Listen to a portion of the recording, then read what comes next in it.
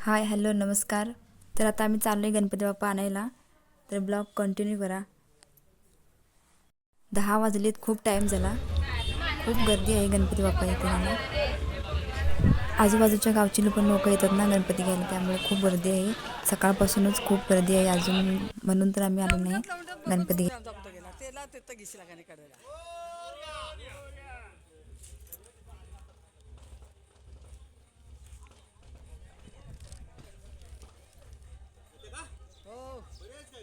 हाय बघ मी कशी कधी बरी द्यायची नाही चांगली. चला येतो आम्ही. सध्या टाकतो की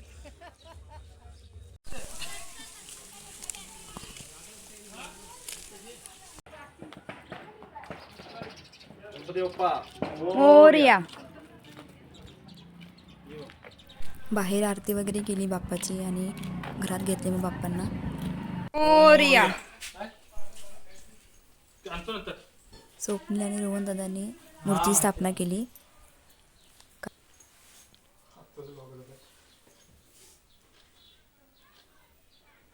थोड्या वेळानंतर बाप्पाची पूजा वगैरे केली. नैवेद्य काय दाखवलं नाही, कारण गणपती बाप्पाचा पण उपवास असतो ना सकाळी, म्हणून.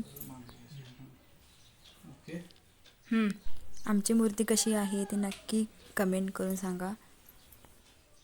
कुंभारचं घर इथे जवळ असल्यामुळे आम्ही लेट गेलो होतो गणपती आणायला, कारण खूप गर्दी असते ना सकाळपासून. आजूबाजूच्या गावचे लोक पण येतात ना घ्यायला इथे, म्हणून. बाप्पा यायच्या आधी आपण किती वाट बघत असतो ना, बाकी सगळी तयारी करत असतो. तर फायनली बाप्पांचे आगमन झाले. खूप छान आणि मस्त वाटतं ना, प्रसन्न बाप्पा आले की घरात. दिवस कसे जातात ते पण कळत नाही. त्यानंतर आरती वगैरे केली आम्ही.